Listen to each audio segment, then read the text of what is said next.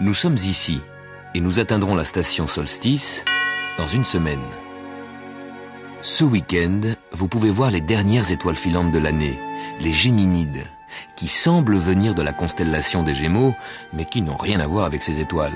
Les étoiles filantes sont encore plus près que la Lune.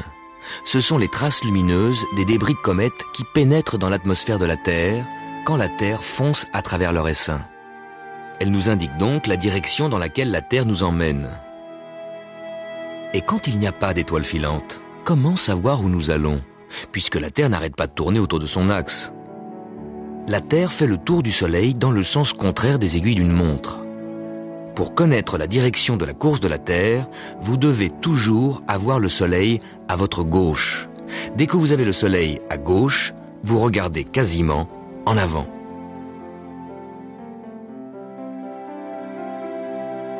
Le matin, mettez le Soleil levant à votre gauche. Regardez le sud et vous regardez dans le sens de la marche de la Terre. À midi, le Soleil est au sud. Mettez-le à votre gauche, vous regardez l'ouest. À midi, la Terre fonce vers l'ouest. Et le soir, mettez le Soleil couchant à votre gauche, vous regardez le nord. Vous êtes dans le sens de la marche de la Terre. Ainsi, à tout moment, vous saurez comment regarder en avant.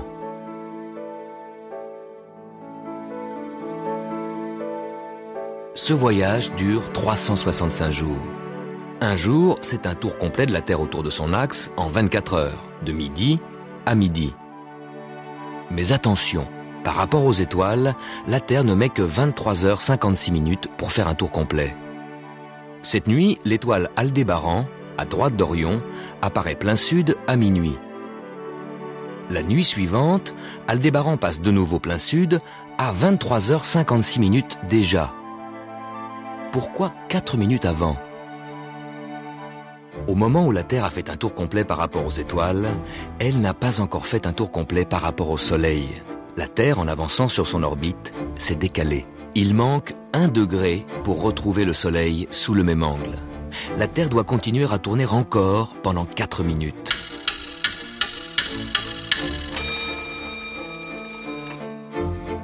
La Terre retrouve les étoiles au bout de 23h56. Mais elle met 4 minutes de plus pour retrouver le Soleil sous le même angle. 23h56 plus 4 minutes égale 24 heures. Le compte est bon.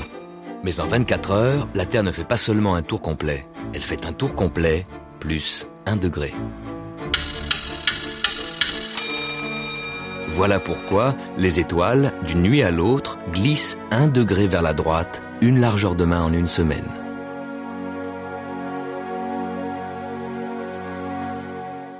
Bientôt, la Terre arrivera à sa position la plus proche du Soleil, le 3 janvier. L'orbite de la Terre est légèrement elliptique. Quand la Terre est plus proche du Soleil, la force d'attraction du Soleil est plus grande. La Terre accélère.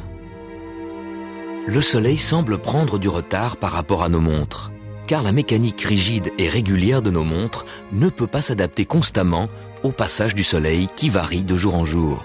En décembre, quand nos montres indiquent midi, le Soleil se trouve tous les jours un peu plus à gauche.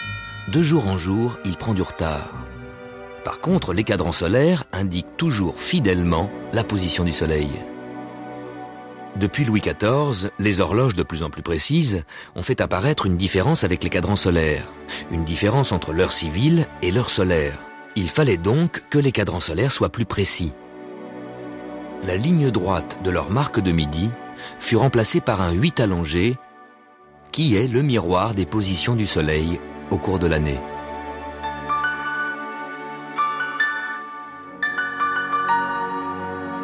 Quand, à cause de l'accélération de la Terre, le Soleil semble être en retard, surtout en hiver, l'ombre tombe ici, à gauche. Quand le Soleil semble être en avance, surtout en automne, l'ombre tombe ici, à droite.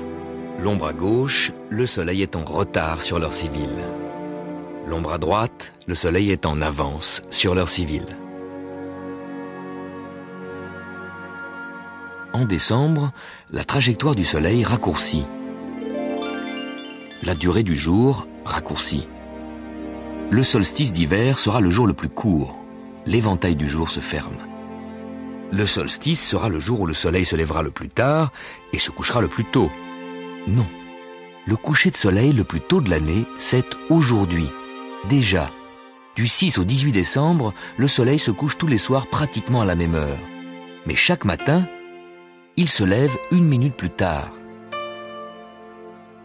Et tous les jours, le soleil passe un peu plus tard à son point culminant. Nos montres sont réglées sur une heure moyenne, valable toute l'année. Du moment que la Terre s'accélère, le soleil semble prendre du retard. Tous les jours, il traverse le méridien un peu plus tard. De jour en jour, le soleil se lève plus tard, mais se couche tous les soirs à la même heure. Le coucher du soleil le plus tôt de l'année, c'est maintenant. Le soir, le temps s'arrête. Les nuits s'allongent, les jours raccourcissent. Pourquoi la nuit, il fait nuit? Parce que nous nous trouvons à l'ombre de la Terre. Les rayons du soleil ne peuvent pas nous atteindre. Côté nuit, l'atmosphère n'est pas exposée au soleil. Le soleil illumine l'atmosphère qui enveloppe la Terre. Ce mélange d'azote et d'oxygène apparaît bleu. Notre Terre, vue de l'espace, se présente comme la planète bleue. Ce que nous percevons comme jour, c'est l'effet du soleil sur l'atmosphère. En plus des rayons qui viennent directement du soleil, l'atmosphère, ainsi illuminée, répand partout une lumière indirecte, diffuse, qui éclaire même les espaces à l'ombre. Sur la Lune, il n'y a pas d'atmosphère. Il ne fait pas vraiment jour. Même en plein soleil, le ciel reste noir. Les engins spatiaux sont éclairés par le soleil, mais ils naviguent dans un ciel noir. Les étoiles sont des soleils lointains, visibles, mais trop éloignés pour nous éclairer. Le soleil envoie des rayons de lumière partout, dans toutes les directions. Mais tout ce que nous envoyons, ce sont les quelques rayons que les planètes Vénus, Mars, Jupiter et Saturne nous renvoient. Les rayons de lumière qui n'ont rien à éclairer restent invisibles.